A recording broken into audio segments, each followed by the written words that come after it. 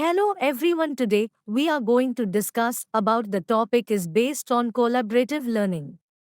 As we all know, collaborative learning is a method of teaching and learning together to explore a significant question or create a meaningful project.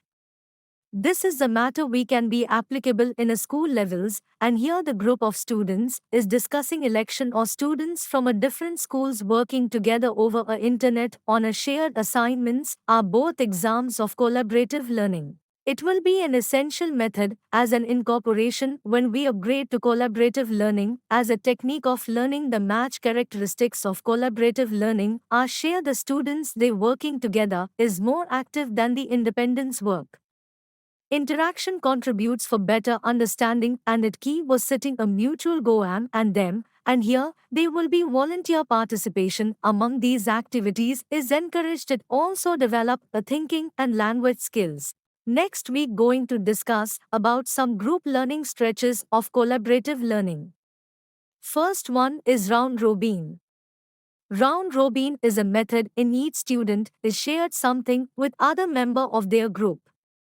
At the start of the pupil could explain that initial thoughts about a topic with others and shows a group participation of all members having in each group. The second one is question group.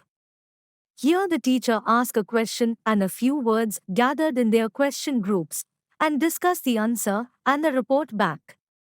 This type of activity can be used to increase thinking and stop impulsive responses. Without one belongs to jigsaw.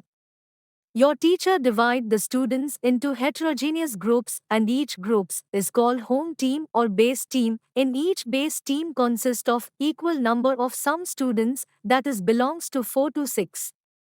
And teacher divides the day's lesson into 5 to 6 segments, and I saying this each segments into student or each topic is given to the group. Is group started to discuss about the given topics and then the expertise about the given topic. And then they share their time, so here we can see each student becomes an expert on a one particular topic by working with the members of a group.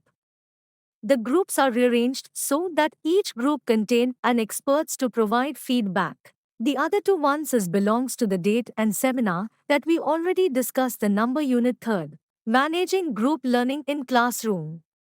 How a teacher can manage a group learning in classroom? There are certainly elements of managing group learning: planning, establishing usable rules, getting off to a good start, providing clear directions, monitoring the classroom environment, keeping records of student responses, creating strategies for managing interruptions. On this way, we can be manage a group learning, but there are some tips for managing group planning. There are organized activities in advance, prepare the main clear assignments, have a necessary materials in classroom clear, and conscious instructions provide sufficient activity for each groups. Like the way we can manage group learning in a prepared manner.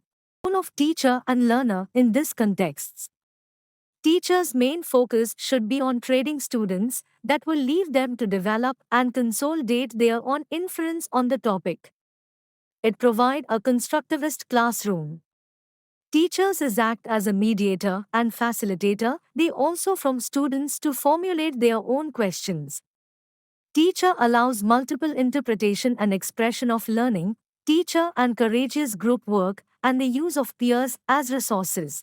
Perspective learner create knowledge through reflecting upon their own physical and mental actions. Ladama she is on learning about the world. Learner is the order of the newly created knowledge. Every learner is viewed with a unique abilities.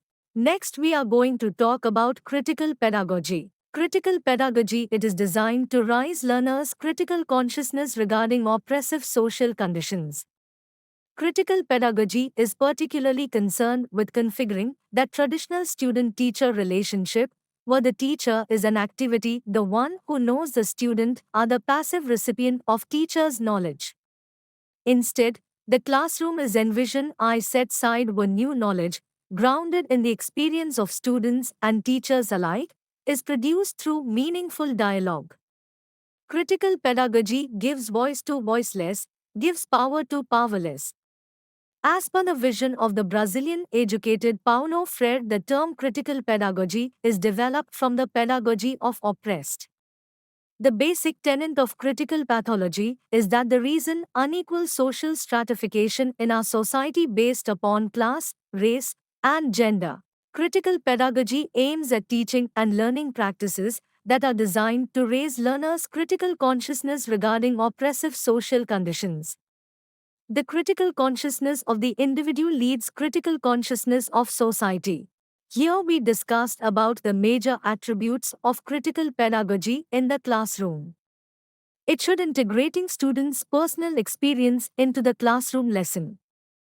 Deconstructed the teacher's-student hierarchy. Avoiding the banking method of education and creating an environment where students and teachers are both educators and learners. Deconstructing the idea of knowledge as neutral and acknowledging the political nature of education. Making social justice an explicit focus in the class and considering how classroom can serve as a model for promoting democracy. The concepts put forward by Paulo.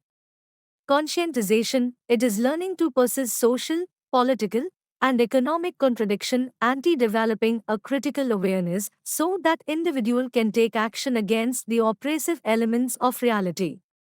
Banking concepts of education, this concepts position students are empty vessels to be filled by the teacher. Here students are depositories and teacher is the depositor. Culture of silence, this is the characteristics of trust people in colonized countries. Sometimes they do not have the voice India society. Dialogical method, this method in learning supports dialogue and open communication among student and teachers. This method is put forward, all teach and all learn. Library education, problem-solving education, and praxis. Here we discussed about the collaborative learning and critical pedagogy and how it could apply in a classroom, and that is all about my topic. Thank you.